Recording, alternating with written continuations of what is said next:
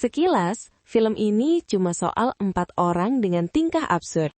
Tapi kalau kita lihat lebih dalam, masing-masing karakternya justru merepresentasikan kepribadian manusia yang sangat nyata. Di video ini, kita akan membedah kepribadian dan psikologi karakter Benny, Boris, Jegel, dan Oki. Tapi, sebelum kita lanjut, jangan lupa tekan tombol like dan subscribe-nya ya sobat, agar Mimin makin semangat. Dalam psikologi, film sering digunakan sebagai cermin perilaku manusia. Cara karakter bereaksi saat tertekan, panik, atau terdesak, biasanya menunjukkan siapa mereka sebenarnya. Nah, agak lain justru menarik karena tekanan itu dibungkus komedi. Kita ketawa, tapi di saat yang sama, kita melihat sisi manusia yang jujur. Kita mulai dari Bene. Bene adalah tipe orang yang paling banyak mikir. Setiap keputusan selalu dipertimbangkan, dihitung risikonya, dan dipikirkan dampaknya. Dalam psikologi kepribadian, Bene bisa dikategorikan sebagai individu dengan tingkat kecemasan atau neuroticism yang cukup tinggi. Orang seperti ini sebenarnya bukan lemah, mereka justru sadar akan bahaya. Masalahnya, ketika terlalu banyak berpikir, tindakan jadi tertunda. Bene merepresentasikan banyak orang dewasa muda hari ini. Takut salah, takut gagal, dan akhirnya terjebak di kepala sendiri. Pesan dari Bene sederhana, berpikir itu penting, tapi hidup juga butuh keberanian untuk melangkah.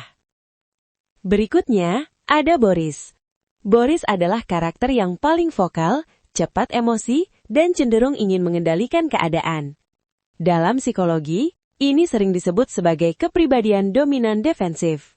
Terlihat galak padahal sebenarnya takut kehilangan kontrol.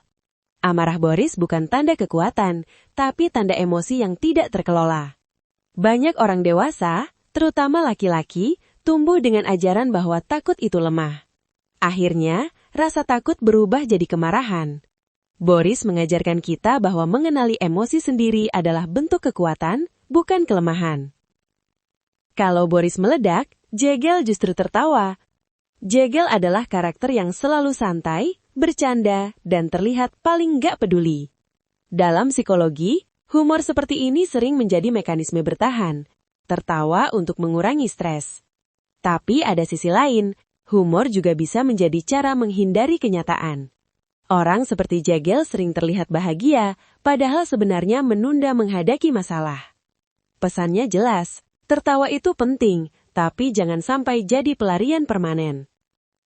Sekarang kita ke Oki. Oki adalah karakter yang paling realistis, fokus pada hasil, bukan idealisme. Dalam psikologi moral, Oki menggunakan apa yang disebut moralitas situasional. Benar atau salah tergantung kondisi. Ini sering muncul pada orang yang hidup dalam tekanan ekonomi. Prinsip bisa menyesuaikan, asal bisa bertahan. Oki bukan karakter jahat, ia hanya produk realitas. Tapi film ini juga mengingatkan bahwa fleksibilitas moral tanpa batas bisa membuat kita kehilangan empati. Yang membuat agak lain menarik bukan cuma karakternya, tapi dinamika kelompoknya. Bene dengan pikirannya, Boris dengan emosinya, Jegel dengan humornya, dan Oki dengan realisme. Dalam psikologi kelompok, ini disebut pembagian peran alami. Masalah muncul saat tekanan meningkat dan komunikasi tidak berjalan sehat.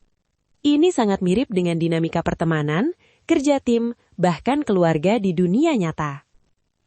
Dalam film agak lain ini, mengajarkan kita bahwa di balik tawa, manusia tetap manusia. Takut, marah, menghindar, atau realistis, semua adalah respon psikologis yang wajar.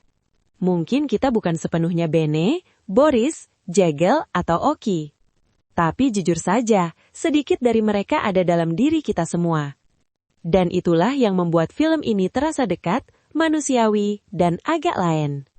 Oke sobat, tulis di kolom komentar film apa yang akan kita bahas lagi. Ditunggu ya, bye-bye.